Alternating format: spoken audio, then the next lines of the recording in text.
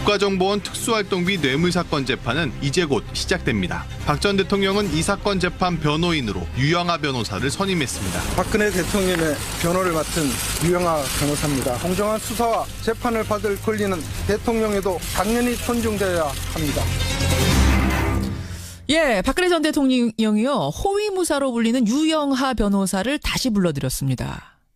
여러분 잘 아시다시피 박 전 대통령은 지난해 10월에 구속기간 연장에 반발하면서 사선 변호인단 다 사퇴시켰죠. 이후에 국선 변호인단이 꾸려졌지만 단 한 번도 접견조차 해주지 않았습니다. 사실상 재판을 보이콧해온 거죠. 그런데 지난주 국정원으로부터 36억 5천만 원의 뇌물 받은 혐의로 추가 기소가 되자 곧바로 유영하 변호사를 변호인으로 선임한 겁니다. 이걸 어떻게 바라봐야 될까요? 어떻게 해석해야 될까요? 정의당 노회찬 원내대표 오늘 첫 순서로 만납니다. 노 원내대표님 안녕하세요. 네, 안녕하십니까. 그러니까 이미 국정농단 혐의 22가지로 기소돼서 재판을 받고 있는 거잖아요? 네, 그렇습니다. 예, 근데 국정원으로부터 특활비 받았다는 혐의는 이번에 따로 기소가 된 거예요. 예, 그렇습니다. 별건이죠. 예, 별건으로. 근데 그동안 국정농단 사건의 재판은 일절 거부해오던 박 전 대통령이 왜 이 국정원 특활비 사건에 대해선 적극적인 방어로 돌아선 걸까? 이거 어떻게 보세요? 네, 국정농단 사건에 대해서는 일체 혐의를 부인하고 정치 보복에 불과하다. 예. 자신은 정치적 희생양이다라고 얘기를 했고요. 그렇죠. 국정농단 사건에도 뇌물죄가 적용됐습니다. 예. 그러나 이 뇌물죄는 더 구체적으로 제3자 뇌물죄로서 자신이 그 돈을 직접 받지는 않았다. 사고는 최순실이 치고 내가 뒤집어 쓰고 있다. 이렇게 그 변명을 해왔거든요. 돈의 종착지는 내가 아니라 최순실이다. 이걸 네, 계속 그랬었죠. 강조했잖아요. 근데 이번 건 같은 경우에는 본인이 직접 받겠다고 얘기를 했고 본인이 직접 받았고 본인을 위해서 사용한 것이 거의 확인되고 있기 때문에 예. 정치적 희생양이라고 이제까지 변호해 왔는데 불구하고 국정농단에서는 정치적 희생양이다 얘기했는데 이번 사건에서는 사익을 추구한 파렴치범으로 이렇게 되는 거죠. 그렇죠.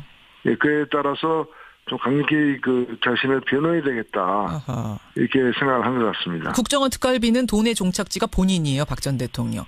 의상비. 확인되고 있습니다. 그렇죠. 주사비, 기치료비 이런 것에 썼다는 게 확인이 되고 나니까 이거 방어 못하면 나 정치 보복 당하고 있다. 나는 정치적 희생양이다. 이 프레임 자체가 깨져버리게 되는 거군요. 그렇습니다. 바로 그 점이 핵심이죠. 이것을 나는 적극적으로 방어하겠다라는 자세로 유영하 변호사 선임. 그게 이제 한 가지 이유일 테고 또 한 가지는 실질적인 부분인데 특정원 특활비 혐의가 추가로 만약 인정이 된다 그러면 형량도 상당히 무거워진다면서요. 그렇습니다. 이게 특히나 이제 국가 재산을 갖다가 이렇게 쓴 것이기 때문에 훨씬 더 형량이 무거워지고 또 추징까지 되게 돼 있어요. 추징까지. 네, 여기서 이제 뇌물로 받은 금액만큼은 또 추징하게 돼 있는데 그렇게 되면 지금 이제 본인의 그 드러난 신고된 공식 재산은 삼성동 주택을 최근에 매각한 그 재산인데 68억. 예. 그것의 그 절반 이상이 현재 뇌물 그 수수액으로 지금 되어 있기 때문에 상당히 재산상 관계에서도 좀 절박감이 있다고 보여집니다. 그러면은 36억 5천을 다 추징하는 건가요? 예, 그거는 이제 재판부에서 이제 아직까지 그 판결을 하지 않았기 때문에 두고 봐야 되겠습니다만 기본적으로 지금 뇌물로 받은 것이 36억 5천으로 지금 추정되고 있고요. 사용처가 확인된 부분이 있고 그렇지 않은 부분이 있고 있죠, 그렇죠. 확인 과정에 사실이 있습니다. 그리고 쓰고 남은 돈을 갖다가 그게 얼마고 어디다 보관하고 있는지도 지금 확인이 안 되고 있지 않습니까? 그렇죠. 예, 그러나 이 뇌물의 입구, 얼마나 뇌물을 갖다가 받았는지는 확인됐기 때문에 실제 사용처가 이제 일부 불분명하다 하더라도 뇌물로 적용하는 데는 아무 지장이 없습니다. 뇌물이라는 것만 확실히 밝혀지면 추징을 할 수 있다. 지금 몇 가지를 설명해 주셨어요. 정치적 희생양, 정치 보복이라는 프레임을 지키기 위해서라도 적극적으로 방어를 해야 되고 또 한 가지는 형량에 대한 부분, 또 한 가지는 경제적인 부분까지 다 합쳐서 이번에는 막아야겠다. 내가 나서야겠다. 이 생각을 한 것이다. 사용처 얘기가 나왔으니 말입니다만 36억 5천만 원 가운데 16억 5천만 원은 이재만 전 비서관이 맡아서 관리를 해왔던 겁니다. 의상실 운영비, 기치료비, 주사비. 근데 문제는 20억 원이에요. 20억 원 노회찬 의원님. 정호성 네네. 정 비서관이 박 대통령한테 직접 전달했다는 20억인데 직접 전달을 했다는 사람은 있으니까 박 전 대통령 수중으로 들어간 것만은 확실한데 이걸 어디에 썼을까? 이게 현금이라서 이걸 밝혀낼 수 있을까 모르겠어요. 이재만 정무관이 관리한 돈에서 지출됐다고 하는 것에는 얼마 전에 확인되었던 친박 인사들의 총선 출마를 관리하기 위해서 여론조사 비용으로 5억 이런 건 빠져 있거든요. 예. 그래서 그런 까지 다 합치게 되면 금액은 더 늘어날 걸로 보이고요. 그리고 이 부분이야말로 자신을 갖다 변호사를 세워서 변호할 정도라면, 새로 선임해서 변호할 정도라면은, 예. 박근혜 대통령 본인이 직접 나서서 그 돈이 어떻게 해서 받게 되었으며, 어디다 얼마를 썼는지 본인이 떳떳하게 밝혀야죠. 그렇죠. 예, 그래서 그 본인이 밝히지도 않으면서 변호사를 또 새로 선임해가지고 변호하려고 한다는 건 앞뒤가 안 맞는 얘기입니다. 예, 예. 본인이 지금 밝히지 않고 있다는 얘기는 뭐 밝히기에 떳떳하지 않아서 숨길 게 많아서 그런 걸까요? 왜 그런 걸까요? 예, 그야말로 본인이 답해야 될 부분인데 박근혜 전 대통령 당시에 이 공모범죄에 관련된 몰수 특례법이 개정이 됐어요. 예, 예. 그 전두환 전 대통령 몰수 때문에 생긴 일인데 그래서 이 시효가 3년에서 10년으로 늘었습니다. 10년으로 추징 시효가 늘고. 예, 그래서 박근혜 전 대통령의 재임 기간 전체가 다 이게 포함되는 거고요. 맞아요. 충분한 시간적 여유가 지금 있는 상황이에요. 게다가 가족이나 측근 명의로 숨긴 재산까지도 추징할 수 있도록 이렇게 바뀌었었잖아요. 네, 그렇습니다. 예. 그래서 정황을 알면서 취득한 재산이라거나 또 그로부터 유래된 파생된 재산까지도 다 추징할 수 있도록 되어 있기 때문에 예. 빠져나가기 힘들 걸로 보여집니다. 빠져나가기 힘들 것으로 유영하 변호사 선임해서 적극 방어에 나선들 빠져나가기 쉽지 않아 보인다. 노회찬 원내대표 생각입니다.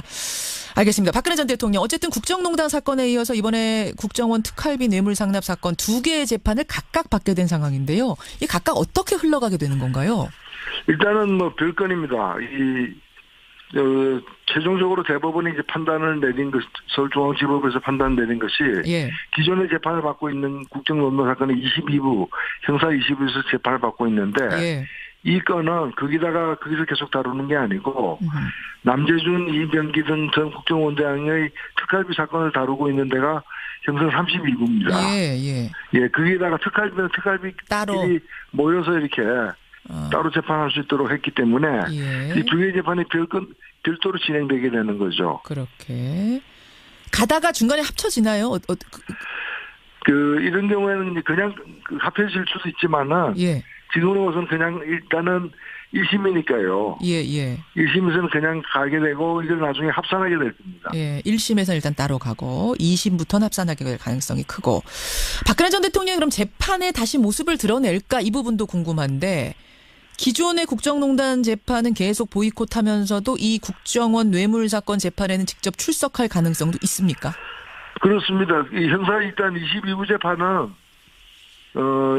변호사도 다 사임했고요. 국선 변호사도 지금 거부하고 있는 상황이기 때문에. 접견 거부입니다. 예. 예, 그리고 법정 출두 요구에도 지금 응하지 않고 있는 사실상 보이콧가 완벽하게 이렇게 실현되고 있는 상황이고요. 예. 32부 이 재판, 이번에 새롭게 특활비와 관련된 재판은, 일단 재판이 박근혜 전 대통령과 관련해서는 재판이 진행되지 않았는데, 변호사는 선임했으니까, 그렇죠. 변호사가 출전을 하겠죠. 예. 하게 되고 이 재판에서 과연 그러면 박근혜 대통령이 국정농단 사건과 달리 출두할 것인가가 처음에 관심이 되는데, 예. 논리적인 차원에서 보자면은 변호사까지 선임해가 방어하려고 해서 본인이 직접 나서서 아니라고 얘기를 해야 되는 건데 예. 그렇지 않다면 스스로 이제 모순에 빠지는 상황이 되고 또 22부 재판은 몸이 안 좋아서 지금 나갈 수 없다라고 얘기를 했는데 명분이 그거였죠. 네, 그렇습니다. 그런데 이 32부 재판에는 또 아픈 몸에도 불구하고 나온다는 게 앞뒤가 안 맞는 거죠. 스스로 지금 굉장히 사실은 자충수를 계속 두고 있는 상황입니다. 굉장히 고민이 많겠네요. 지금 이걸 어떻게 해야 되나. 네. 예. 자충수를 둔 것이다. 나을 것 같으세요? 어떻게 보세요? 개인적으로는. 여기서 이제 변호인하고 본인은 이제 아프다는 이유를 이 재판에서는 아프고 저 재판에서는 안 아프고 이럴 수는 없는 거 아닙니까? 그러니까요. 예, 참 딱한 처지가 된 겁니다. 그래서 스스로 예. 땅을 파고 있다 저는 그렇게 생각합니다. 아이고, 알겠습니다. 예, 이 사건 어떻게 흘러가는 것인가? 왜 유영하 변호사만 선임했나? 많은 분들이 궁금해하셨는데 오늘 노회찬 원내대표가 명쾌하게 설명해 주셨네요. 고맙습니다. 네, 감사합니다. 예, 정의당 노회찬 원내대표였습니다. 김성환의 행간 시사평론가 김성환 씨 나오셨습니다. 어서 오십시오. 네, 안녕하세요. 어제 행간에서 그러셨잖아요. 네. 칼둔 그 아랍에미레이트 행정청장 예. 가기 전에 뭔가 한 번은 뭐 해야 되겠다. 한 번은 사인을 줘야 된다. 이거 잘 풀렸다. 아무 문제 없다는 사인 주고 가야 된다 했는데 네. 뭐 사인 확실하게 준 것 같습니다. 행간 들었나 봐요. 칼둔이 아랍에미리트에서까지? 사인을 주고 갔죠. 결국. 예, 맞습니다. 대통령도 만났고 임종석 실장도 만났고. 예, 예. 맞아요. 아무 문제 없다. 두 나라는 형제의 나라다라는 거를 확인하고 갔습니다. 근데 굉장히 좋은 교육의 장이었던 것 같아요. 왜냐하면 문재인 정부에서 외교 문제를 풀 때 사실 국민들한테 어디까지 솔직해야 하는지 예, 예. 이 상당히 고민거리 중에 하나거든요. 예. 근데 맨 처음에 갔을 때 우리 파병 장병들 위로하겠다, 위문하겠다 이 얘기를 좀 안 했고 맞아요. 다른 얘기를 했었으면 이렇게까지 논란이 안 외교적으로 건드리진 않을 정도까지 얘기하되 네. 국민들에게는 그래도 거짓말 아닌 더 네. 솔직하게 소통을 했었어야 되는 게 아니라 일을 좀 꼬이게 만든 게 있잖아요. 네, 맞습니다. 이번에 확실히 꼬인 게 있었어요. 다만 잘 풀려서 다행이다. 네, 맞습니다. 예. 행간 오늘 건 뭡니까? 아, 이걸 잘 풀렸다고 얘기해야 될까요? 예, 어제 판문점 평화의 집에서 남북 고위급 회담이 열렸습니다. 예, 예. 오전 10시부터 10시간 동안 8차례 회의를 한 끝에 평창 동계올림픽의 대규모 박람단 파견, 군사 당국회담 개최, 죄송합니다. 예. 각 분야 후속회담 개최 등 3개 항을 담은 공동 보도문을 채택을 했습니다. 그렇죠. 25개월 만에 마주 앉은 남북. 이 뉴스의 행간을 좀 살펴볼까 합니다. 아, 회담 시작부터 뭔가 성과가 있겠구나 이번에는. 네. 이럴 정도로 분위기가 좋았어요. 이 꽁꽁한 얼음이 한순간에 녹는 느낌? 약간 좀 얼마 전하고 비교해 봤을 땐 너무 다른 분위기? 뭐 그런 느낌 받았어요. 전쟁 얘기하던 때가 불과 한 달 전에 한 달도 안 됐는데. 그렇죠. 네. 이 조명균 통일부 장관이 날씨가 추운 데다 눈이 내려서 평양에서 오는데 불편하지 않았느냐 이렇게 얘기를 하면서 인사를 했는데요. 예. 리성건 조국평화통일위원회 위원장이 온 강산이 꽁꽁 얼어붙었지만 북남대화와 관계 개선을 바라는 강렬함에 의해서 북남 고위급 회담이라는 귀중한 자리가 마련이 됐다 이렇게 화답을 했습니다. 그렇죠. 또 조 장관은 시작이 반이라는 마음으로 의지와 끈기를 갖고 회담을 이끌어 갔으면 좋겠다 이렇게 응수를 했고요. 예. 근데 이런 분위기가 전반적으로 회담 진행 내내 이어졌습니다. 마지막에 조금 약간 불협화음이 있었다고는 하지만 그래서 지금 공동보도문을 채택을 했는데요. 예. 가장 핵심 내용은 분위기대로 평창 동계올림픽의 공동 입장이라든가 입장을 남북 공동이 한다. 네, 남북 공동 문화행사 개최에 사실상 예. 합의를 했습니다. 그렇죠. 이대로라면 지난 2007년 창춘 동계올림픽 이후에 11년 만에 남북 공동 입장이 성사될 것 같습니다. 그렇죠. 예. 25개월 만에 마주 앉았습니다. 이 뉴스의 행간 이면 들어가 보죠. 첫 번째 인간은 우리 속마음부터 먼저 보여줬다입니다. 우리가 먼저 보여줬다. 네. 원래 회담을 하면요. 특히 남북 간의 갈등이 좀 심했던 사람들이 첫 만남을 할 때는 서로 속마음이 뭔지 좀 탐색전을 벌이잖아요. 기싸움이 있죠. 네, 기싸움을 좀 하거나. 밀당이 있어요. 근데 이번 회담 분위기 좀 달랐어요. 요즘식 표현으로 말씀드리면 돌직구라고 해야 되나요? 먼저 재고 계산하는 게 아니라 솔직하게 그냥 생각을 확 밝혀버렸어요. 아하. 우리 측 태도가 그랬다는 건데요. 예. 조명근 통일부 장관의 기조 발언을 보면은 이번 회담에서 우리는 여기까지 얘기했으면 좋겠어라고 의제를 확 던져버렸습니다. 뭐 말했습니까? 평창 동계올림픽, 설 이산가족 상봉, 예. 군사회담 개최, 한반도 비핵화 평화 정책을 위한 대화 재개. 뭐 나올 거 다 꺼내놓은 거예요. 그러네요. 이렇게 얘기하니까 어찌 보면 이건 제가 북한의 뭐 마음을 다 이해할 수는 없지만 예. 상대방이 고민할 여지가 좀 줄어들었어요. 그게 무슨 말씀이세요? 저측이 어떻게 생각을 하나 어디까지 우리한테 바라는 거야 라고 막 이렇게 머리를 굴려야 되는데 그럴 필요가 사실상 없어진 거예요. 아하. 그러니까 북측도 그냥 거기서 우리가 할 수 있는 것 일단은 여기까지야 라고 해서 그냥 공을 탁 던져버렸거든요. 여기까지는 할 수 있고 이건 이 외에는 다음에 나중에 얘기하자. 명쾌하게. 네. 그게 첫 번째 성과물이 평창 동계올림픽인 거죠. 그렇군요. 그래서 사상 최규모 박람단이 꾸려질 것 같은데요. 우리는 선수단 응원단 파견 정도를 예상을 했는데 북측이 한술 더 떠서 예. 창관단, 예. 태권도 시범단, 예술단까지 보내겠다 지금 이렇게 얘기한 상황입니다. 그렇죠. 또 한편으로 저는 시작할 때 네. 이성건 위원장이 그랬잖아요. 이거 공개하자 회담. 예, 그렇게 갑작스레 얘기했죠. 깜짝 제안을 했어요. 예. 우리가 조금 당황하면서도 차분하게 그래도 관례상 비공개로 합시다. 뭐 이렇게 정리는 됐습니다만 깜짝 발표 공개하자 기자들한테 이 얘기를 보면서 북한이 좀 단단히 이번에 세계에다가 우리 고립되지 않았다. 이런 홍보를 하려는 이 목표도 있긴 있구나라는 것도 느꼈거든요. 네, 그래서 맞아요. 그런지 올림픽에도 대규모로 보내겠다. 이렇게 나온 거예요. 뭔가 크게 우리는 이렇게 하겠다. 좀 자신감 같은 걸 보여주려고 했던 것 근데 같아요. 또 그게 우리 입장에선 나쁠 게 없는 게 우리는 올림픽에 크게 치를 수 있다면 북한이 많이 온다면 또 안전 올림픽이 보장되고 홍보도 되는 거니까 그렇죠. 우리도 또 좋은 거고 이래서 이제 받을 건 성사가 받고 된 거예요. 취할 건 취하고 안 그렇죠. 되는 건 안 된다고 얘기하는 거니까요. 두 번째 행간은 뭡니까? 두 번째 인간은 서로 눈짓 손짓까지 지켜보고 있었다입니다.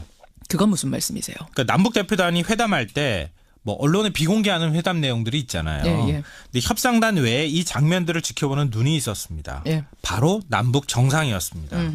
청와대는 국가안보실이 회담장 CCTV를 통해서 회담 상황을 실시간으로 다 지켜봤다고 하잖아요. 그렇죠. 줌 기능도 있다 줌 그래요. 기능도 있었어요? 북한 대표단 표정까지 다 읽을 수 있다 그러고요. 그러니까 그 내용이 당연히 실시간으로 문 대통령한테 전달이 됐고 또 지시를 받았을 거고요. 예. 북측은 영상은 보지는 못하지만 음성으로 전달이 가능하다 그래요. 그래요. 김정은 위원장이 당연히 회담 대화 내용을 실시간으로 아마 듣고 있지 않았을까 싶습니다. 이번 회담의 가장 큰 특징은요. 남북한 최고 지도자가 직접 대화 의지를 밝히면서 대화가 풀렸다는 거예요. 그러니까 김정은 위원장의 신년사 나왔죠. 문재인 대통령이 바로 다음에 화답을 해줬죠. 예. 이런 식으로 해서 풀리고 있다는 건데 예. 그러니까 어쩌면 회담이 대리회담이 되고 있다고도 볼 수 있거든요. 근데 제가 너무 앞서가 나가는 거 아닌지 모르겠는데 이렇게 만약에 남북 정상의 대리회담이 되면 예. 언젠가 직접 만나는 자리가 있을 수 있지 않을까요? 정상회담까지도 네. 김치국 마시지 말고 지금 네. 너무 앞서가지 말자 이런 네. 청취자 의견도 들어와요. 마지막 행간 짧게 보죠. 마지막 세 번째인가는 올림픽과 군사회담은 트랙이 다르다입니다. 그렇죠. 군사회담은 따로 열기로 한 거죠. 네, 그렇습니다. 근데 올림픽은 뭐 인류의 뭐 이런 평화 문제를 가지고 회담에 합의할 수 있지만 군사회담은 이건 정말 풀기 어렵습니다. 예. 그러니까 우리가 너무 앞서가지 말고 인내를 갖고 차분차분하게 대응하고 대화를 해야 될 것 같습니다. 예, 조명균 장관이 시작이 반이다. 첫술에 배부르겠냐 그 얘기 했잖아요. 네. 딱 맞는 것 같아요. 네, 맞습니다. 예, 김성환 씨 수고하셨습니다. 네, 고맙습니다. 2부 첫 순서는 1987년으로 돌아가 보겠습니다. 요즘 영화 1987에 대한 관심이 뜨겁죠. 박종철 고문치사 사건에서부터 6월 항쟁까지 그 이야기를 담고 있는데 관객 수 400만 명을 넘어섰고요. 문재인 대통령까지 직접 영화관을 찾으면서 그 열기가 더 달아오르고 있습니다. 특히 이 실제 사건을 바탕으로 하고 있다 보니까 영화 속의 인물들, 그러니까 당시의 실존 인물들에 대한 관심도 높아지고 있는데 이 영화에서 가려진 그리고 실제로도 꽁꽁 숨어 지내왔던 하지만 우리가 꼭 한번 짚어봐야 하는 핵심 인물이 있습니다. 바로 고문기술자 이근한 씨. 이 이근한 씨의 행적을 김정훈 기자가 밟아봤다고 합니다. 김정훈 기자. 네. 고문기술자 이근한 씨를 찾아봤다고요? 네. 근데 하지만 이근한 찾기에 앞서서 이 사람부터 만나봐야 할 것 같은데요. 한번 들어보실까요? 예. 정황상 고문치사가 확실해요. 각하께서 심려가 크십니다. 조사관이 책상을 탁 치니 억 하고 조사관이 책상을 탁 치니 억하고 죽었다. 그 유명한 표현이 나오는 그 영화 1987의 한 대목 지금 소개해 주신 거죠. 맞습니다. 대공분실에서 조사받던 박종철 군이 어떻게 숨졌는지 설명하면서 나온 표현인데 예. 영화에서 대공처장 역을 맡았던 김윤식 씨의 목소리였습니다. 예. 그런데 실제로 기자들에게 그렇게 말했던 인물은 당시의 강민창 치안본부장이라고 하네요. 그러니까 경찰청 생겨나기 전이니까 치안본부가 있었던 거고 네. 그 치안본부의 장이 탁 치니 억하고 죽었다. 이 표현을 썼단 얘기예요. 네. 하지만 영화에서 그려진 대로 민주화운동 인사들을 고문하거나 수사 결과를 마음대로 조작하던 일련의 행위를 직접 지휘한 총책임자는 김윤식 씨가 연기했던 대공처장 박처원 치안감이 맞습니다. 박처원 치안감 참 오랜만에 듣는 이름입니다. 그러니까 영화 속에서 김윤식 씨가 북한 사투리 쓰면서 연기했던 그 박처장이에요. 네, 실제 박처원 치안감은 1929년에 평안남도 진남포에서 출생을 했습니다. 해방 후에 월남에서 1947년 경찰이 됐고요. 예. 이후 줄곧 대공파트에서만 근무를 했는데 간첩 수사에서는 상징적인 인물이라고 하네요. 역사학자인 한홍구 성공회대 교수의 말로 한번 들어보시죠. 예. 그 박채원이라는 사람이 경찰서장도 안 하고 도경국장도 안 하면서 치안본부의 제2인자까지 차장까지 올라간 사람이거든요. 자기가 잡은 간첩이 뭐 수백 명이다 수천 명이다 뭐 그러면서 있는 거죠. 근데 이제 그 중에 그 상당 부분이 70년대 이후에 잡았다고 하는 거에 상당 부분은 조작이었을 가능성이 크고요.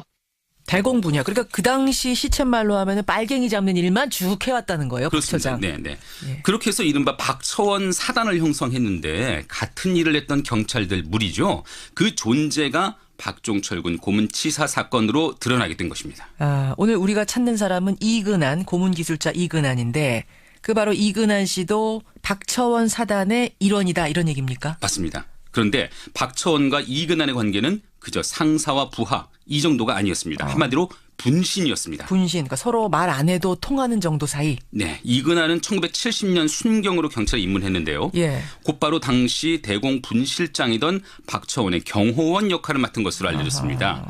이후 박처원의 도움으로 대공 업무에서 경력을 쌓았고 그 둘의 관계는 평생 이어집니다. 이제 두 사람의 관계는 알겠어요. 우리에게 이근한이라는 사람이 처음 부각된 건 언젠고 하니 바로 김근태 전 의원 고문의 가해자로 지목이 되면서부터 아닙니까? 맞습니다. 근데 그렇죠. 한 가지만 더 말씀을 드리면요. 예.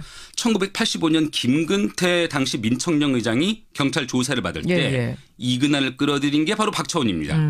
박처원 치안감은 김근태가 입을 열지 않았는데 당신이 맡아야 되겠다면서 이근한에게 고문을 지시한 것이죠. 그때 받은 고문의 경험을 김근태 전 의원은 생전에 이렇게 회고를 했습니다. 들어보시죠.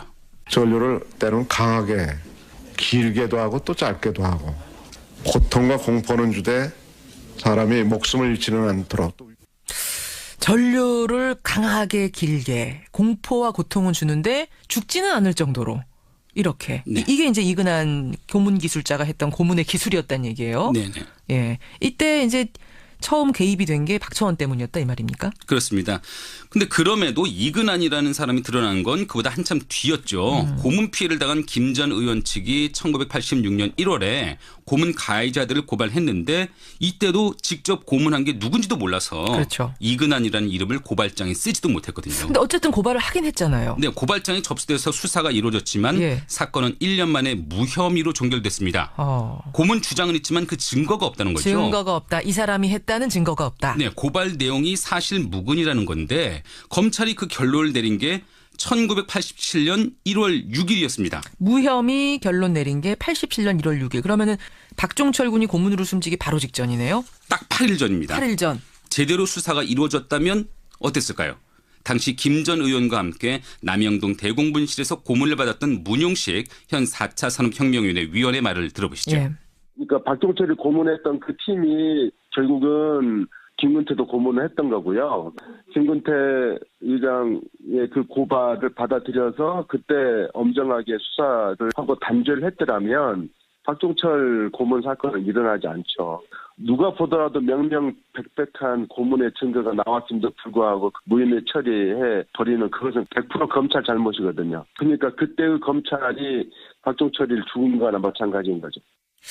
그러니까 김근태 전 의원이 고발까지 했잖아요. 네. 그것만 제대로 수사했더라면 무혐의만 주지 않았더라도 박종철 군은 그렇게 고문당해 죽을 이유가 없었다. 죽지 않았을 거다 이 말입니다. 네, 김 전 의원의 고문 사건은 오히려 박종철 고문 치사 사건 뒤에 이어진 민주화의 흐름 속의 재수사 대상이 됐는데요. 예. 국회가 여소야대로 바뀐 1988년 법원이 재정 신청을 받아들여서 기소가 이루어졌습니다. 예.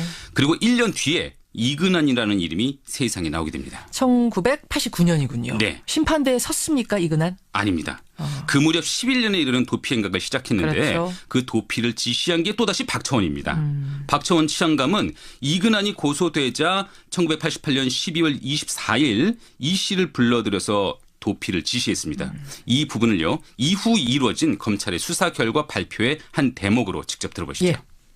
너마저 개입되면 곤란하니까 일단 피하는 것이 좋겠다는 말을 듣고 가족들을 잘 돌봐 주십시오라고 부탁한 다음에 그러니까 이전에 고발당했을 때는 도피조차 하지 않았던 거잖아요. 네. 정권이 지켜줄 거니까. 네. 근데 이제는 정권도 바뀌고 방법이 없어 보인다. 도피해라. 도피 행각이 시작된 겁니다. 그렇습니다. 경찰은 이후에 일주일이 지나서야 이 씨에 대해서 피의자 지명 수배도 아닌 직장 이탈자 발생 수배 조치를 내리게 됩니다.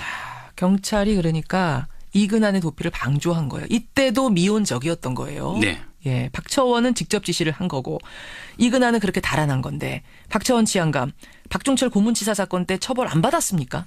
그러니까 영화 1987년에서는 박 치안감이 구속되는 것으로 끝나거든요. 예. 사실 법원에서 집행유예를 풀려납니다. 그래요. 그때 판결문 내용을 잠깐 들려드릴까요? 피고인들이 경찰에 봉직하면서 명예나 권력을 추구하지 않고 오로지 대공 분야에 헌신했고 유죄 판결 자체만으로도 그동안 쌓아올린 공로에 치명상을 입게 된 점을 참작해서 집행유예를 선고한다. 이런 내용입니다. 그러니까 숱한 고문과 조작 이런 것들이 다 공로로 인정이 된 거네요. 그런 셈이죠. 풀려난 박처원 치안감이 했던 일이 뭔 줄 아십니까? 뭡니까? 이근한을 비롯한 고문 경찰관들에 대한 뒷바라지였습니다. 뒷바라지. 그러니까 숨어서 도피 행각하는 동안 이근한 씨 도피 행각하는 동안 도와준 게 또 박처원 치안감이에요? 네. 박 치안감은 카지노 업자로부터 10억 원을 챙겨서 이 중 일부를 이 씨 등 고문 경찰들에게 건네왔습니다. 이런 사실은 이근한이 1999년 자수하면서 드러났고요. 예. 그럼 그때라도 박처원 치안감이 범인 도피 혐의로 다시 처벌을 받았어야 하지 않을까요? 그렇죠. 당연하죠. 아니었습니까? 네. 박 치안감이 불구속 기소되긴 했지만 이번에는 고령과 당뇨병 등을 이유로 또다시 집행유예를 받아서 석방이 됩니다. 아니 사람 죽이는 고문을 지시하고 그 고문 기술자 도피를 도운 사람인데 그럼 단 한 번도 제대로 된 처벌은 안 받았다는 얘기입니까? 네. 이에 대한 박 치안감의 입장을 꼭 듣고 싶었는데 취재 결과 10년 전에 노환으로 세상을 떠났더라고요. 그렇군요. 그래서 저희는 그를 대신해서 이야기를 해줄 사람을 찾게 된 거죠. 예, 이근한 씨 얘기가 이제 나오는 겁니다. 이근한 씨 찾아보셨어요? 네. 박처원 치안감의 분신과도 같은 이근한은 자신의 고문 행위뿐만 아니라 박 치안감을 중심으로 진행된 당시 고문 수사의 전모를 말해줄 수 있는 유일한 인물로 여겨지기 때문에 찾아봤는데요. 예. 지난주에 이근한이 사는 주소를 파악해서 서울 동대문구의 주택가를 한번 찾아봤습니다. 서울에 사는군요. 네. 한번 들어보실까요? 예. 선생님 잠깐 인터뷰 가능하신지 여쭤보려고. 인터뷰 안 해. 여러 가지 사건들 있는데 그걸 좀 들으려고 왔거든요. 안 해. 선생님 그래도 한번 생각해 보시는 게 어떨까요? 안 해. 인터뷰 안 해. 왜 안 하시는 거예요? 아유, 그냥 문을 쾅 닫아버리네요. 네. 인터뷰 안에 네. 매몰차게 문전박대 당하셨어요? 네, 허름한 다세대 주택 지하방에 사는 이근한은 내복 차림으로 취재진과 맞닥뜨렸습니다. 한때 별명이 곰이었다고 해요. 근데 지금의 행색은 늙고 또 배도 나온 80대 노인 딱 그 모습이었습니다. 부인은 요양병원에 입원해 있다고 하고요. 홀로 어렵게 생계를 이어가고 있었는데 뭐 강하고 날카롭던 예전의 눈빛도 이제는 찾아볼 수가 없었습니다. 단 한마디도 안 했어요? 그래서 저희가 이튿날 다시 찾아봤습니다. 또 갔습니까? 근데 여전히 인터뷰는 거절하면서도 다음과 같은 이야기를 남기더라고요. 들어보시죠. 30여 년 전 얘기요. 본인 기억도 잘 안 되고 상대되는 사람들 다 죽고 나 혼자 또 들어가야 나만 미친놈들 살 거 다 살고 나와서 뭐 지금 이렇다 저렇다 얘기하고 싶지 않아요. 마지막으로 행복하게 사셔야 하지 않겠습니까? 절대 안 해. 관련된 사람도 다 죽고 나 혼자 떠들어봐야 나만 정신 이상자 된다. 네. 이렇다 저렇다 얘기하고 싶지 않다. 이 얘기예요. 네. 뭐 사과하고 반성하는 모습은 아니죠. 전혀 아니네요. 네. 이근한은 앞서서 간간히 있었던 언론과의 접촉에서도 그때로 돌아간다 해도 나는 똑같이 할 것이다. 또 당시 시대 상황에서는 애국이었고 애국은 남에게 미룰 수 있는 일이 아니다라고 말을 했었죠. 그러니까 지금 들어보면요. 좀 억울하다 이런 뉘앙스예요. 예, 그런 뉘앙스도 풍기고요. 그렇죠. 그러니까 현재도 그런 입장에서 크게 달라지진 않은 것 같습니다. 예, 참 오랜만이 아니라 전 처음인 것 같아요. 이근한이라는 사람의 목소리를 들은 게. 네. 이런 목소리네요. 이근한. 30년이 지나서 돌아봤습니다. 1987년 그리고 그 이후의 움직임까지 쭉 살펴봤는데요. 근데 그 당시 악행을 저지른 그 장본인들이 지금도 사과나 반성의 기미 없이 여전히 억울하다는 입장이라는 거. 이거 좀 충격적이고 1987년 민주화를 향했던 그 몸부림은 어쩌면 여전히 진행형일지도 모르겠다 이런 생각도 들어요. 네네. 그렇죠. 김정은 기자. 네. 오늘 여기서 멈추지 말고 관련된 보도도 후속 보도들 좀 더 준비해 주시기를 제가 부탁드립니다. 알겠습니다. 예, 오늘은 여기까지 듣죠. 고생하셨습니다. 네. 학교에서 학생들이 휴대전화를 쓰는 문제 여러분 어떻게 생각하십니까? 얼마 전에요. 경기도의 한 중학생이 인권위에다 진정을 넣었습니다. 등교를 하면 일괄적으로 휴대전화를 수거해서 귀가할 때 돌려주는 이런 학교 규정이 인권 침해다 하는 내용이었습니다. 인권위는 휴대전화 전면 금지 규정을 고치라 이런 권고를 최근에 내렸는데요. 사실 지난 몇 년간 계속해서 이런 권고는 내려왔습니다만 학교 현장에서는 지켜지지 않고 있는 겁니다. 해묵은 논란, 하지만 아직도 그대로인 논란. 양쪽 입장을 듣고 판단해 보시죠. 먼저 학교에서 휴대전화를 자유롭게 쓰도록 해줘야 된다 하는 학생입니다. 중학교 3학년 이다슬 학생 연결을 해보죠. 이다슬 학생 안녕하세요. 안녕하세요. 고등학교 이제 입학하는 거예요? 네, 이제 고1 올라가요. 고1 올라가요. 그 중학교에서는 휴대폰 사용을 계속 금지해 왔습니까? 네. 어떤 식으로?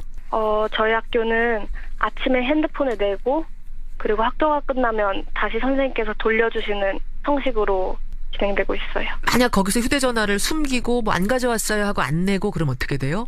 그러면 압수가 돼요. 한 일주일 동안 압수를 시켜가지고. 와. 그냥 일주일 동안 선생님이 안 주세요? 개인 휴대폰인데? 네. 굉장히 엄격한 규제네요, 그 학교는? 네, 저희 학교가 좀 그래요. 아니, 그 학교만 유별난 겁니까? 아니면 다들 이런 식으로 해요? 주변 학교들 보면? 제가 강원도 원주에 살거든요. 예.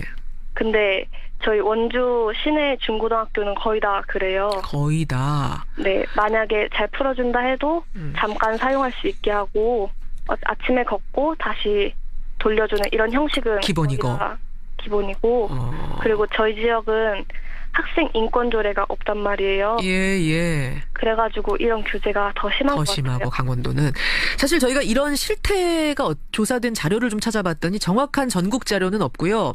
경기도 교육청이 2016년에 실시한 조사가 하나 있는데 보니까 초등학생은 응답자의 11.9%, 중학생은 88.3%, 고등학생은 56.5%가 학교에서 휴대전화를 일괄 수거한다. 이렇게 답을 했습니다. 그럼 뭐 어떻게 보든지 하여튼 꽤 많은 편이에요. 수거하는 학교가. 네. 이런 규제가 없어져야 된다. 너무한다라고 생각하세요? 이다슬 학생?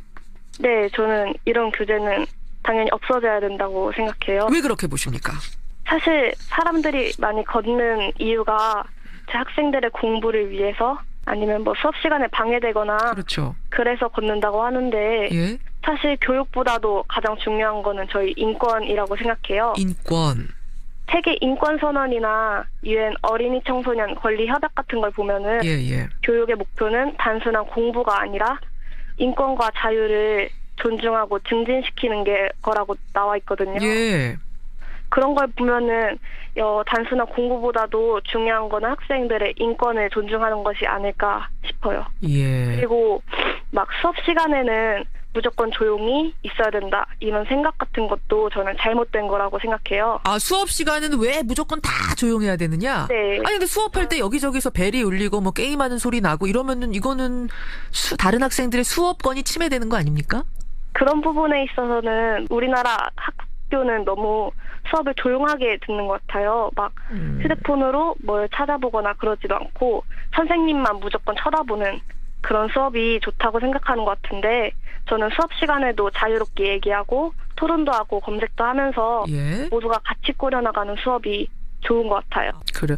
그 아침에 가서 내 휴대폰, 내 개인 휴대폰 선생님한테 다 낼 때 그때는 기분이 좀 많이 얹잖아요? 그쵸. 왜 걷어가지 이런 생각이 들어요. 막 저희가 살짝 범죄자가 된 느낌? 사실 경찰 같은 데서도 핸드폰을 걷거나 그럴 때 막 영장을 발급하고 소지품을 압수수색 하거나 그러잖아요. 그렇죠. 압수수색 하려면 영장이 있어야 되죠. 근데 저희 학교는 그런 것도 없이 그냥 학생들한테 무조건 내라고 하는 거 보니까 오히려 막 범죄자보다 더 못한 신분 같은 느낌이에요. 지금 인권면을 이다슬 학생은 계속해서 강조해주고 있습니다. 그런데 이런 거 봤잖아요, 이다슬 학생. 선생님 몰래 몰카 찍는 그런 경우도 있었고 악용되는 사례들도 있거든요. 네. 그건 어떻게 보세요? 근데 그 이유 때문에 핸드폰을 걷는 거는 솔직히 억지 주장 같거든요. 억지 주장 같다? 왜냐하면 핸드폰을 가진다고 해서 다 몰카 찍는 것도 아니고 이런 부분, 몰카를 찍는 부분은 범죄잖아요. 예. 그래서 이런 거는 그 처벌을 확실하게 해야지 범죄가 일어날 가능성이 있다고 휴대폰 사용 자체를 금지시키는 거는 억지라고 생각해요. 그런 학생을 발견했을 때는 엄하게 처벌을 따로 하면 되는 거지. 네. 구더기 무서워서 장 못 담그냐 이런 말씀이세요. 네. 그래요. 근데 이제 우리 이다슬 학생처럼 정말 바른 학생들만 있으면 상관없는데 선생님들은 뭐라고 하시냐면 통제 안 되는 학생이 너무 많다. 오죽하면 걷겠느냐. 선생님들도 귀찮은데 걷는다. 여기에 대해서 뭐라고 답하시겠어요? 그거는 휴대폰 걷는 거 이런 규칙이 있잖아요. 예. 그런 규칙 같은 거는 사실 학생들과 얘기를 안 해보고 학교에서 먼저 정해버린 규칙을 저희가 따라야 하는 그런 시스템이란 말이에요. 일방적으로? 예. 네. 그런 얘기를 들어보지 않고 이렇게 규칙으로서 무조건 제재하고 금지하고 압수시키고 이러는 상황에서도 불신 같은 게 서로 쌓이고 그렇다 보니까 선생님들도 많이 힘들어하시는 것 같은데 이런 거는 시스템의 문제라고 생각해요. 예, 수업이 좀 방해가 될 수도 있죠. 될 수도 있지만 그걸 계속해서 조율해가는 과정, 제재해가고 또 학생들도 스스로 동참하고 이게 자율적으로 뭔가 개선이 점점 돼야지 일방적으로 다 걷는 방법, 가장 손쉬운 방법일지 모르지만 비민주적인 방법이다. 이 말씀이신 거죠? 네. 예, 알겠습니다. 여기까지 말씀 듣겠습니다. 고맙습니다. 네, 감사합니다. 예, 중학교 3학년 학생이에요. 이다슬 학생의 입장 먼저 들어봤습니다. 다음은 학교 측 입장 들어볼까요? 이번에 이 휴대폰 사용 금지 관련해서 그 교사들을 상대로 설문조사를 하기도 했답니다. 한국교총 김재철 대변인 연결하죠. 김 대변인님 안녕하세요. 네, 안녕하십니까. 반갑습니다. 예, 우선 한국교총의 입장, 선생님들의 입장은 어떤 겁니까?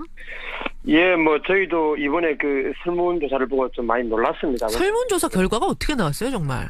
거의 100% 한 97%가 휴대전화를 사용하는 부분에 대해서는 반대가 나왔고요. 또 이 부분에 저희가 또 이제 특이한 게 뭐냐면 그 특정 연령대만 좀 강연에 좀 참여한 부분이 많았는데 이번에는 이제 30대, 40대에서 좀 많이 참여를 했다는 거예요. 그 뜻은 뭐냐면 젊은 선생님부터 연세가 있는 선생님까지 다양하게 참여했는데 97%가 다 사용 금지에 찬성하셨다. 그렇습니다. 그만큼 이제 휴대폰으로 인한 여러 가지 교육 문제, 학교에서의 사실 여러 가지 문제가 많다는 걸 방증하는 부분이고요. 예. 중요한 이유는 이미 나왔지만 이제 아무래도 그 선생님의 기본적인 교육권이라든지 생활 지도를 어렵게 하는 부분, 그리고 또 이제 기본적으로 학교니까 학습이나 교육 활동을 좀 집중하는데 에러가 나오는 부분들, 그리고 이제 다른 학생들의 어떤 온전한 수업권을 좀 방해하는 그와 같은 문제들이 이제 주요 이유로 꼽히고 있습니다. 네네. 그런데 지난 2007년 이후 10년 넘게 인권위는 계속해서 이 학교 휴대전화 금지 인권 침해다. 이거 학교 규정에서 삭제해라. 계속 권고를 하고 있거든요. 근데 이제 권고다 보니까 학교들이 잘 안 지키고 있습니다만 어쨌든 인권위의 입장은 분명합니다. 이거는 학생들의 기본권 침해다. 어떻게 생각하세요? 저희는 기본적으로 인권위의 결정을 존중해요. 왜냐하면 인권이라는 게 기본적으로 인권 신장 또 보장 이런 쪽 아니겠습니까? 예. 그래서 다만 이제 근본 인권위의 결정 같은 경우에는 너무 좀 그 학교의 현실이나 이런 걸 좀 괴리가 있고 또 잠깐 외면한 그런 결정이 아닌가 싶고요. 왜냐하면 사실은 학교에 와보시면 금방 압니다. 뭐냐면 그 선생님 수업 시간에 이제 기본적으로 몰카도 많이 나오고요. 선생님 몰카? 예, 치마 속을 친다든지 이런 부분이 많기 때문에 또 최근에 가장 문제가 되는 게 뭐냐면 사이버 볼링. 그냥 쉽게 말하면 문자를 통해서 왕따를 시키는 거죠. 폭력. 이런 문제가 나오고 또 수업 시간에 기본적으로 제일 많은 게 이제 서로 핸드폰 보면서 문자를 주고받고 자기끼리 웃고 막 두들고 하는 부분들.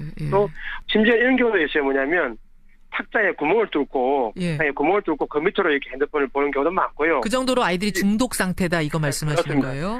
이제 지금 예를 들면 이제 그 실제 이러다 보니까 그 일반 학교도 물론 규제를 많이 하지만 특히 혁신학교 있지 않습니까? 그 교육감들이 좀 혁신학교는 알지 않습니까? 자율성 중시하는 곳들. 자율성이 훨씬 강하고 또 모두를 많이 하는데 그런 학교에서도 학교에 들어가면 아예 핸드폰을 아예 그냥 처음부터 가지고 오지 못하도록 하는 학교가 많아요. 오죽하면 거기도 그렇겠느냐? 그렇습니다. 특히 또 이제 그동안은 수차 올라나왔지만 이제 인권이 가장 강조가 많이 되고 있는 프랑스에서 이제 올해 9월부터는 전면적으로 금지가 되고 있는 뭐 그런 사례 등등을 보면 아무래도 핸드폰 문제는 인권도 물론 중요하지만 학교 현실이나 교육적인 문제를 봤을 때는 어느 정도 적절한 제한이 필요한 게 아닌가라는 인식이 좀 많이 좀 부각이 되고 있는 그런 지금 상황입니다. 근데 앞서서 중학교 3학년 학생 얘기를 들어보면 선생님 몰카 찍는 거는 극히 드문 아이들이다. 그걸 가지고 전체를 얘기하면 안 되고 선생님들이 그냥 수업 쉽게 하려고 일방적으로 싹 걷어버리는 거는 이거는 과한 거다라는 거거든요. 어떻게 생각하세요? 근데 그 부분은요. 한 명 때문에 다른 학생들이 수업에 굉장히 방해를 주는 경우도 좀 실제로 많아요. 수업 시간을 하는 거는 기본적으로 선생님과 학생 간에 어떤 주고받는 대화, 교육 또 이런 것들이 중요한 부분인데 그 사이에 핸드폰이 끼므로써 여러 가지 안 좋은 면들이 나올 수 있는 부분이 있기 때문에 꼭 그 자체만 빈도수만 가지고 판단하는 문제는 아니다. 그렇게 봅니다. 학생이 이 얘기도 했습니다. 요즘 휴대폰 가지고 할 수 있는 게 너무 많다. 예를 들어서 그걸로 뭔가 선생님 말씀하실 때 검색을 해보기도 하고 즉석에서 내가 필요한 것들 기록해 놓기도 하고 또 중요한 연락도 하고 이렇게 유용하게 쓸 수 있는 건데 이걸 잠재적 범죄자 취급하면서 걷어가는 거 이것도 과하다 이런 주장도 있는데요. 이런 것들은요 기본적으로 전체 교육 과정과 연계돼서 수행이 될 부분이 뭐냐면 그런 걸 하려면 어느 정도 이제 스마트 교재, 디지털 교육 같은 게 동시에 먼저 이루어지는 상황 내에서 이게 오히려 이제 쉽게 답을 찾는 거죠. 그러니까 자기가 노력해서 찾고 고민하고 이런 게 아니라 딱 치면은 바로 나오니까 답이 나와버리니까. 그러니까 끈기나 인내도 많이 없고요. 또 그런 가운데서도 편법이 또 많이 또 동원되는 부분도 많지 않습니까? 알겠습니다. 그러니까 기본적으로 그와 같은 이런 것들은 전체 교육 과정하고 같이 연계가 된 속에서 이와 같은 부분이 필요하다 이렇게 봅니다. 이게 뭐 명도 있고 암도 있고 이제 그렇단 말씀이에요. 하지만 학교에서는 아무쪼록 수업이라는 게 있기 때문에 수업이라는 게 중심이기 때문에 일단은 걷는 수밖에 없다 말씀하셨는데 그렇다면은 걷는 거 말고요. 수업 시간에만 못 쓰게 하는 방법. 이렇게 좀 절충안 같은 건 어때요, 선생님? 스스로의 자율적인 제어를 통해서 하면 제일 좋지만 아이들은 아무래도 성인에 비하면 제어라든지 자율성이 좀 떨어지는 부분이 있기 때문에 그러면 특히 그게 학교라고 하는 다양한 사람들이 존재하는 공간 속에서 남을 배려하고 나름대로 교육적인 문제를 어느 정도 최소화시키려면 물리적으로 적절한 제한은 필요한 게 아니냐 이렇게 보여지고요. 자율적으로 그거를 컨트롤할 수 있으면 얼마나 좋겠냐마는 학생들이 아직 그 정도로 성숙하지 못했다. 많은 학생들이. 그만큼 핸드폰이 일상화되어 있고 자기의 분신처럼 생각하기 때문에 핸드폰을 한번 쥐고 있으면 놓기가 힘든 게 사실 엄연한 현실입니다. 그렇기 때문에 현장에서는 어쩔 수 없이 휴대폰 수거 조치를 할 수밖에 없다라는 말씀. 오늘 전국 시도교육감협의회 총회가 열리고요. 그 자리에서 이 문제가 논의가 된답니다. 어떤 결과가 나올지 이 부분도 좀 주목해 봐야겠네요. 저희는 이제 뭐 다른 것도 아니고 압도적으로 교육 현장이 이제 반대가 나왔기 때문에 제가 볼 때는 교육감협의회에서도 반영할 걸로 저희는 보여지고요. 결국은 단위 학교 구성원들이 합의를 통해서 제어를 하고 규제를 해야 될 부분이기 때문에 결국은 미래적으로 봤을 때도 단위 학교의 자율성을 심각히 침해하는 부분입니다. 개별 학교가 결정해. 근데 개별 학교가 결정할 때 학생들은 다 배제된다는 게 학생들 불만이던데요? 그런 건 아니에요. 요즘 시대가 어떤 시대인데 그렇게 합니까? 반드시 학부모들한테 또 자문을 구합니다. 학부모 의견이 중요하다. 알겠습니다. 여기까지 말씀 듣겠습니다. 김재철 대변인님 고맙습니다. 네, 감사합니다. 학생의 입장 그리고 선생님들의 입장 들어봤습니다. 여러분의 입장은 어떠신지요? 보내주십시오. 이번에는 교육이다. 던지는 화두마다 화제가 되는 분이죠. 우리 시대의 사상가 돌 김용옥 선생님이 이번에는 교육에 대한 철학을 담은 책을 들고 나왔습니다. 이름이 돌의 교육 입국론. 어떤 내용이 담겨 있을지 궁금들 하시죠? 오랜만에 만나봅니다. 돌 선생님, 안녕하세요. 네, 반갑습니다. 새해 복 많이 받으십시오. 새해 복 많이 받으세요. 새해 소망부터 좀 여쭤야겠네요. 그러고 보니까. 올해는 그래도 우리나라가 최초로 세계사에 주역이 된 것 같은 느낌. 뭐냐면 세계사의 흐름을 우리 민족이 주도해가고 있다라는 자각을 해야 된다고 생각합니다. 우리가 주도를 해나간다고요? 네네. 여태까지 우리는 모든 것이 남북 분열이라고 하는 이 비극적인 사태로 인해서 항상 우리는 남한테 이끌려가는 식으로만 살아왔거든요. 그렇죠. 그런데 올해부터는 예. 그야말로 평창 올림픽을 계기로 해서 예. 남과 북이 우리의 문제를 우리가 스스로 이니셔티브를 우리가 가지고 예. 미국보다도 우리가 앞서 달려가는데 뭐 트럼프가 지금 끼어들고 싶어하고 이러잖아요. 지금 상황이. 지금 남북회담 열리고 뭐 이러는 상황 보면 그렇게 느껴지세요? 그렇게 느껴지고 있죠. 트럼프도 남북 국민들이 스스로 이렇게 갈망한다면 예. 견제만 해서는 안 되겠다. 아마 이런 정치적 감각은 최소한 있을 거예요. 그러니까 하기는 북미 대화도 원한다 이런 얘기까지도 문재인 대통령하고 통화하면서 했더라고요. 그제. 그렇죠. 그리고 예. 그 북한을 어떻게 해서든지 정의로운 세계 시민으로서 예.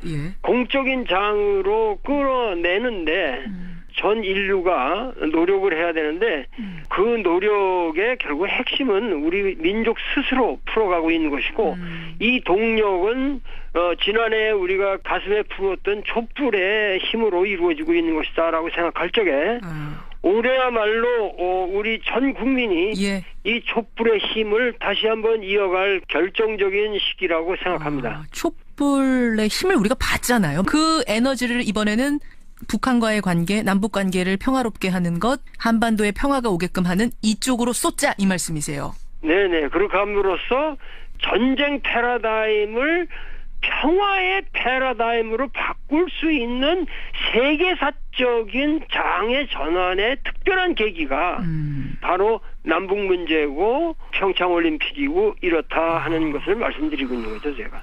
새해 소망만 해도 이게 이야기가 워낙 커가지고요. 자, 일단 여기까지 말씀을 듣고 일단 네.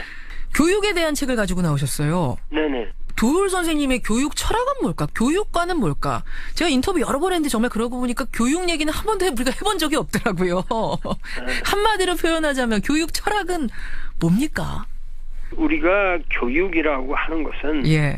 교육 입국이라고 제가 얘기했지만 이것은 우리나라를 어떻게 세우느냐. 공교육에 대한 공적인 논리를 말하는 겁니다. 이게 좀 큰 차원의 교육이군요. 그러니까 흔히들 이걸 착각해서 공교육의 대전제 같은 것은 접어놓고 학생 개개인의 개성을 발현시켜줘야 된다든가 그들의 뭐 체험을 충실하게 해줘야 된다. 지금 그게 아니라 민주주의가 작동하도록 만드는 시민을 어떻게 교육시키느냐. 그런데 이 민주사회의 시민의 원리가 창의력, 자유 지금 그게 아니라 성숙한 인간들의 협동을 전제로 하지 않으면은 안 됩니다. 성숙한 인간들의 협동.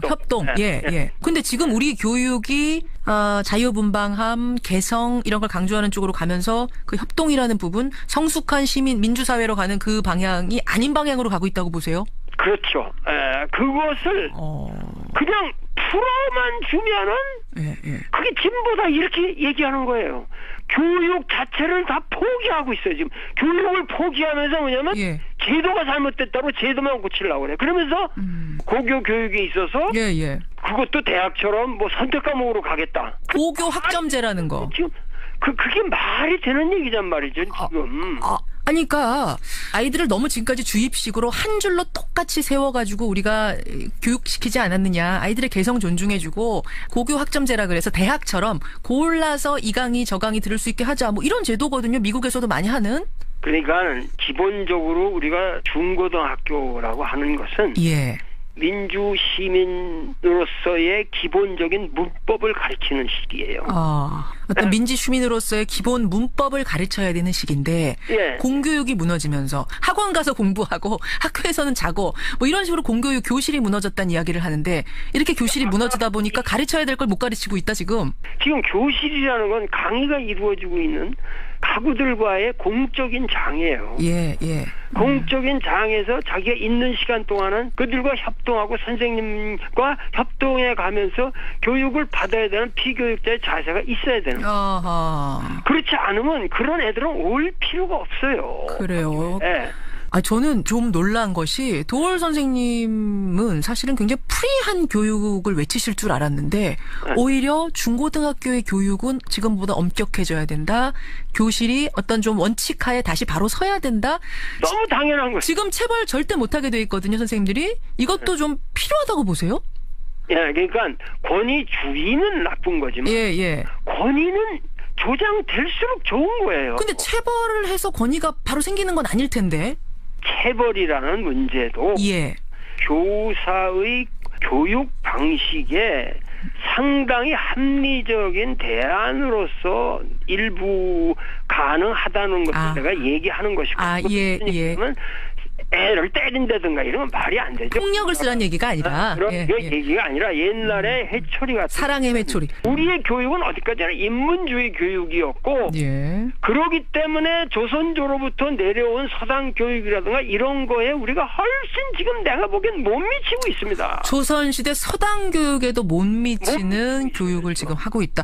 선생님 말씀 조금만 제가 정리를 해보자면 자유, 개성 이런 것을 강조하는 쪽으로 가면서 스승의 권위가 무너지고 훈육의 원칙 같은 것, 규율이 무너진 교실. 그러면서 공교육 전체가 지금 무너져버린. 그래서 그곳에서 민주주의 시민으로서 갖춰야 될 것들을 배워야 하는데 그걸 제대로 못 배운 채 지금 내보내고 있는 건 아니냐. 되는 거죠. 그렇게 분석하고 계시는군요. 그러면 선생님, 그동안의 어떤 주입식 교육이라든지 획일적인 교육이 문제다 해가지고 대학 입시 방식이 많이 변했어요. 학생부 종합전형이라고 해서 이 학생의 경험, 잠재력 이런 걸 보겠다는 겁니다. 취지가 굉장히 좋아요. 그래서 자기소개서도 써오라 그러고 이 학생이 동아리는 뭘 했는지도 보고 봉사활동 뭘 했는지 무슨 대회는 나가봤는지 이런 걸 다 보고 뽑는다는 겁니다. 미국식 방법이죠. 이게 지금 찬반 논란이 거셉니다. 이 방식은 어떻게 보세요?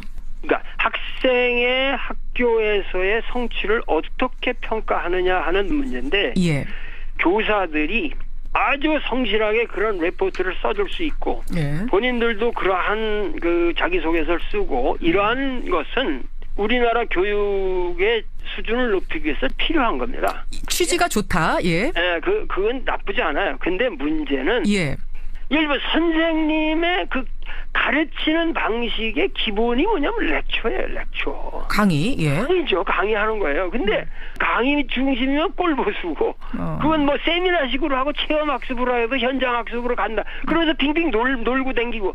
기본적으로 선생님이 학생들에게 강의를 통해서 민주시민사회의 그 기본적인 원리, 이 내가 주장하는 인의예지라고 하는 이 기본적인 원리를 강의를 해줘야 되는 거예요. 가르칠 것을 가르쳐야 하는데. 가르쳐야 되는데 그렇지 않고 지금 말씀 그런 것만을 다 해서 평가한다는 건 불가능한 거예요. 우리 현실에는 이게 사실 맞지 않는다 이런 말씀이시군요. 보조적인 자료를 가지고 보조 자료를 가지고 왜 주객의 문제, 근본의 문제를 흔들고 앉았냐 이런. 보조 자료 동아리 활동이니 스펙이니 뭐 경험이니 이런 걸 가지고 대학 입시를 결정짓는 이 방식 지금 주객이 바뀐 상태다. 그러니까 우리가 선택 과목을 한다는 것도 그게 말이 안 되는 게 그럼 주제가 세분화되고 그렇게 되면서 학생들의 지식의 폭이 점점 협소해집니다. 오히려 고교 학점제 같은 거 하면. 그러면서 또 교사들의 전공이라든가 이런 문제도 대혼란이 오고. 처음에는 그럴지 모르지만 선생님 지금 미국 같은 경우는 성공한 거 아니에요? 성공하지 않았어요. 아니에요? 절대 성공 안 했어요. 미국이래 공교육이래 지금 최하예요. 그렇습니까? 지금 우리가 모델로 가고 있는 게 미국식이거든요. 이 대학 입시도 학종이라고 그래서 이게 수시 모델이 미국식인데 이거 다 실패했어요? 다 실패했어요. 미국 교육이라는 게 전부 퍼블릭 스쿨 가면 마약하고 술 먹고 공립학교 가면 다 무너졌어요. 공교육이. 비싼 돈 주고 지금 프라이빗 스쿨 보내는 거예요. 사립학교를 그래서 가는 거다. 그렇죠. 공교육이 지금 무너져가는 미국인데 그 미국의 모델을 보고 우리가 오히려 그걸 지금 따라가고 있고 현실과 괴리된 채 뭐 찬반 논란이 일고 지금 이 상황이 어지러워지고 있다는 얘기네요. 오히려. 현실한 거죠. 미국의 소위 말해서 자유주의 교육이라는 건 이미 파산이 선고된 겁니다. 우리는 인문주의의 이 찬란한 몇천 년의 전통이 있기 때문에 그리고 아직도 도덕이 살아있고 우리 젊은이들은 아직도 어른에 대한 존경이 있고 이렇게 좋은 나라에서 어찌 그렇게 천박한 교육의 현실을 따라가려고 하느냐. 아니 근데 이제 왜 그렇게 됐냐면 예. 창의력이 중요한데 우리 아이들은 똑같은 교육을 30-40명한테 하는 획일화된 교육을 하다 보니까 창의력이 도저히 살질 않는다. 이렇게 돼서 현대사회에서 도태된다 해가지고 그 얘기가 나온 거거든요. 지금 가장 큰 문제가 예. 기본을 안 가르치고 창의력을 가르친다. 이거 말도 안 되는 얘기죠. 예를 들면은 고교 교육을 짜는 사람들이 자기들이 만드는 교육 가지고 모든 걸 해결하려고 그러지 마세요. 애들은 선생이나 뭐 장관보다도 훨씬 더 자기 인생을 자기 스스로 창의적으로 해나갈 능력이 있어요. 아이들은요. 무시하지 말란 말씀이세요. 그들에게 맡겨두세요. 기본만 가르쳐주고 여유를 주라고. 그 선생님 말씀은 창의력 키우지 말아라. 획일화해라 이 말씀이 아니라 일단은 기본은 가르치는 게 필요한데 지금 그걸 건너뛴 채 창의력, 개성, 자유 이것만 외치고 있다. 그런 것이 결국은 우리나라를 망치고 국력을 지금 훼손시키고 있는 거예요. 그러니까 문법만 가르쳐 놓으면 그걸 가지고 자기들이 활용하면서 자기들이 창의력 있게 사는 거예요. 시간이 그럼 좀 더디 걸리긴 하겠네요. 오히려 훨씬 빠르죠, 그게. 그게 더 빨라요, 오히려? 네. 지금 여러 가지 문제가 그 교사들의 헌신의 모든 조건을 박탈해버렸다는 거예요. 그래서 교사들 보고 너희들은 그냥 문제만 일으키지 말고 그냥 애들 자든 뭐 하든 해라. 그러고서 뭐 체험학습 나가는 문제만 일으키지 마라. 교장하고 교사 들어가면서 맨날 얘기하는 게 뭐냐면 문제만 일으키지 말자. 교사들이 열정적으로 자기들의 인생을 헌신해서 교육자로서 살 생각이 없도록 만들어 놓고 있는 이 교육 체제예요, 지금. 그렇게 보시는군요. 알겠습니다. 우리 공교육 현장이 무너진 현실. 그런 상황에서 지금 미국식 대입 제도가 가져온 이 혼란들 이런 것들에 대해서 전반적인 문제를 짚어주셨어요. 도올 선생님과 함께 오늘은 교육에 대한 얘기 나눴습니다. 아마 들으시면서 이 부분 참 신선하다. 혹은 나는 좀 이런 다른 생각 갖고 있는데 뭐 다양한 의견들이 들어올 수 있는데요. 여러분 의견 보내주시고요. 도올 선생님 나오신 김에 오늘 주제는 아닙니다만 교육은 아닙니다만 한일 위안부 합의 말입니다. 뭐 워낙 외교적인 부분들 다 통찰하시는 분이니까 제가 이 질문 한번 드리겠습니다. 2015년에 맺었던 것이 이게 하자가 많다는 게 드러났고요. 근데 국가 간의 합의다 보니까 이거를 파기하기도 어렵고 재협상 요구하기도 어렵고 그러다 보니까 청와대가 결국 재협상은 아니지만 파기도 아니지만 우리가 돈 가지고 있고 보상금 받은 거 가지고 있고 다만 이행하지 않는 쪽으로 가겠다. 이렇게 가닥을 잡은 것 같습니다. 그러니까 일본이 버럭 지금 화를 내고 있는 아베가 평창올림픽도 안 오겠다라고 하고 있는 이 상황. 이거 어떻게 보세요? 어떻게 풀어야 됩니까? 국가적인 시책상 그러한 태도를 취한 것은 이해는 가지만은 그러나 위안부 할머니들께서 주장하시는 바대로 문제는 해결됐어야만 합니다. 위안부 할머님, 피해 할머님들이 주장하시는 건 지금 파기거든요. 파기하고 그걸 돌려보내고 이런 것이 지난 정부의 잘못된 것일지라고 할지라도 우리가 명분이 더 서요.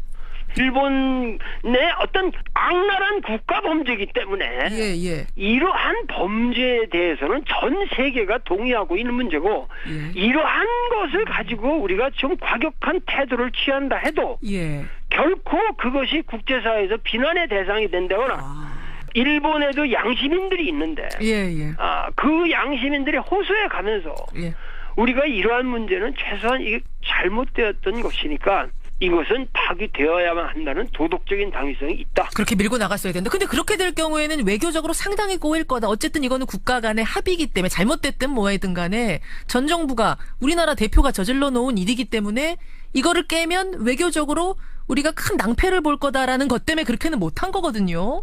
네, 하여튼 그 입장은 제가 이해를 하겠고 그러나 저한테 묻는다면 저는 밀어붙였습니다. 밀어붙였을 거다. 밀어붙이고 이러한 것을 위해서 만약에 한일 관계가 악화된다면 그거는 사드에서 생긴 문제보다 더 마이너한 문제죠. 그거는 어떻게든지 또다시 외교적 전략 차원에서 해결할 수 있는 거예요. 하긴 또 전 세계가 어쨌든 이 문제에 대해서는 완전히 우리 편을 들고 있는 거니까 뭐 그런 것들을 기반 삼아서 우리 정부가 이 세계 전략을 짤 때 이제는 그냥 아시아의 조그만 뭐 페닌슐라의 어떤 로컬한 가버먼트라는 생각하지 말고 예, 반도의 조그만 나라. 전 세계의 10대 강국 중에 들어있는 대한민국의 위상을 가지고 예. 일본 당신들 잘못한 거 좀 반성해야 되지 않아 이거? 우리가 있는 줄 알면서 이거는 새로운 원칙을 세워서 나가자. 그것이 우리 한일 관계의 항구적인 문제들을 해결하는 데 도움이 될 것이다. 아, 그렇게 보시는군요. 어쨌든 이건 우리한테 명분이 확실한 거니까 그 명분대로 밀고 갔어야 된다. 한 가지만 더 여쭙습니다. 네네. 박근혜 전 대통령에 대해서 뭐 국정농단 사태 때 뭐 그 전부터 사실은 날카로운 비판을 계속해 오셨어요. 네네. 지금 국정농단 재판을 전부 보이콧하고 있습니다. 국선 변호사들 접견도 안 해주고 있습니다. 네. 그러더니 특활비 뇌물수수 혐의로 추가 기소가 되니까 거기에 대해서는 불이 나게 변호사도 선임하고 뭐 대응을 한다 그럽니다. 지금 이 돌아가는 상황들은 어떻게 보십니까? 저는 얼마나 박근혜 전 대통령이 미숙한 인간인가. 어떻게 국민들이 대통령의 자격을 갖춘 사람이라고 해서 뽑았을까. 이런 데 대한 아주 처절한 반성이 들고 인간적으로는 거의 정신박약자에 가까운 듯한 행태를 보이는 저 사람에 대해서 상당히 가슴 아프고 동정이 일죠. 왜 특히 이 재판 돌아가는 거 보면서 그런 생각까지 드셨어요? 아니 지금 모든 그 일련의 흐름을 보면은 불쌍하고 연민의 정이 저는 더 든다고요. 많은 사람들이 그렇게 박근혜 불쌍하지 않아 이렇게 생각할지 모르겠어요. 그러나 우리가 지금 생각해야 할 거는 왜 이순신 장군이 노량해전에서 도망가는 놈들인데 왜 도망가는 놈들을 그렇게 처절하게 쫓아가서 자기 목숨을 바치면서 그래서 그 항전을 하셨을까? 왜입니까? 다시는 이 길을 돌아오지 못하게 부대를 위해서 다시는 이 땅을 너희들이 돌아오지 못하게 매운맛을 내가 지면서 보여주겠다는 거예요. 다시는 이런 짓 못하게. 어차피 도망가지만 도망가는 사람 잡고라도 매운맛을 끝까지 보여주고 그 뿌리까지 다 뽑아버리자는 심정이셨을 거다. 이순신 장군은. 이순신 장군은 그거죠. 후대 역사를 생각하는 거예요.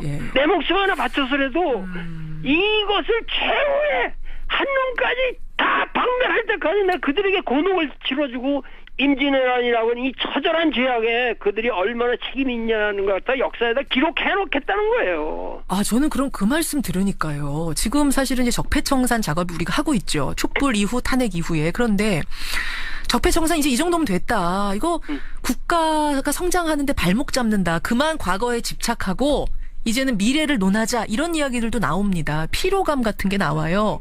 그게 참 너무 한심한 얘기들이죠. 아직 우리는 적폐청산의 그걸 100이라고 그러면 1%도 못했어요. 1%도 못했다 정도로 보세요. 1%도 못했어요 지금. 오늘날 박근혜의 이러한 모든 태도에 대해서도 아주 치열하게 우리는 국민들이 전부 이순신 장군과 같은 그러한 마음으로 다시는 이런 대통령이 나와서는 아니 될 것이고 다시는 누구든지 정권을 잡아서 이러한 황당한 짓들을 하지 못하도록 우리가 끝까지 처벌해야만 합니다. 정리가 되네요, 선생님. 사실은 적폐청산 뭐 이 정도면 됐지. 이제 미래를 얘기해야 될 거야. 과거는 이제 그만 덮어두자라고 하는 분들도 상당히 지금 많아지고 있는 상황이었는데 왜 적폐청산을 해야 되는가에 대한 과거의 우리 경험을 가지고 논리적으로 설명을 해주셨어요. 그런 거군요. 우리가 과거에서 배워야 할 게 그런 거군요. 알겠습니다. 도올 선생님 오늘 귀한 말씀 감사드립니다. 새해 복 많이 받으시고요. 건강하세요. 네네. 고맙습니다. 도올 김영옥 선생님이었습니다.